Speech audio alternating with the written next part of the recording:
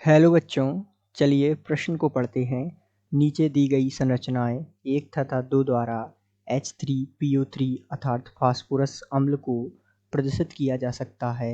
क्या ये दो संरचनाएं H3PO3 के अनुनाद संकर के विहित रूप माने जा सकते हैं? यदि नहीं तो उसका कारण बताइए। आपको दो संरचनाएं दे रखी हैं, संरचना 1 तथा संरचना 2, जिसमें हमें कहा है कि ये H3PO3 का जो है कैनोनिकल रूप है या नहीं, अर्थात अनुनाद संकर के रूप हैं या नहीं।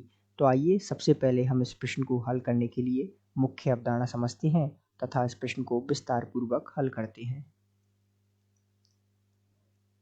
तो ध्यान दीजिएगा बच्चों, इस प्रश्न को हल करने के लिए सबसे पहले हमें अनुनाद के संबंध में कुछ महत्वपूर्ण बातें जानना आवश्यक है।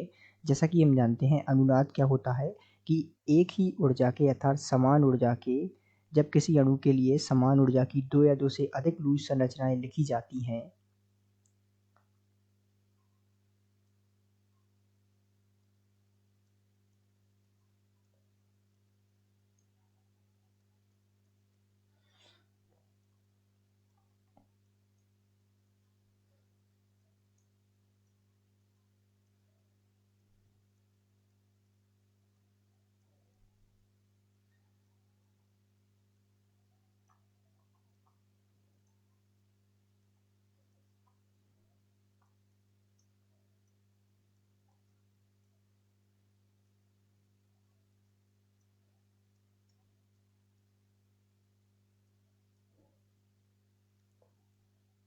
तो यदि अनुनाद को और विस्तार से समझे तो हम यहाँ कह सकते हैं कि जो अनुनाद में अर्थात अणु की वास्तविक संरचना होती है,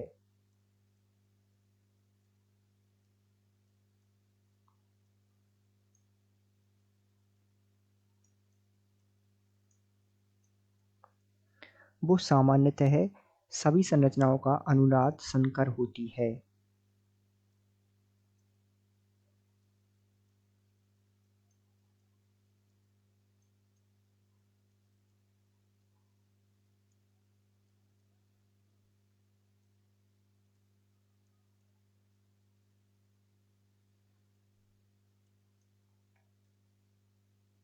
तो वो जो है सभी संरचनाओं का अनुनाद संकर होती है।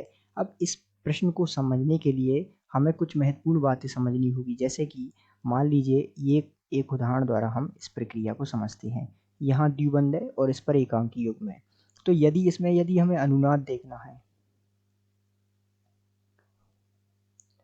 तो यदि इसमें हमें अनुनाद देखना है तो कुछ किस प्रकार इसकी अनुनादी संरचना होगी। तो इसकी अनुनादी संरचना कुछ इस प्रकार होगी। ये यहाँ जो है एकाकी युग्म के रूप में आएंगे और ये एकाकी युग्म जो है यहाँ बंध के रूप में प्रस्तुत होगा, अर्थात ए द्विबंध बी और सी, और इस पर जो है ये इस प्रकार एकाकी युग्म होगा। तो ये जो है इसकी अनुनादी संरचना होगी।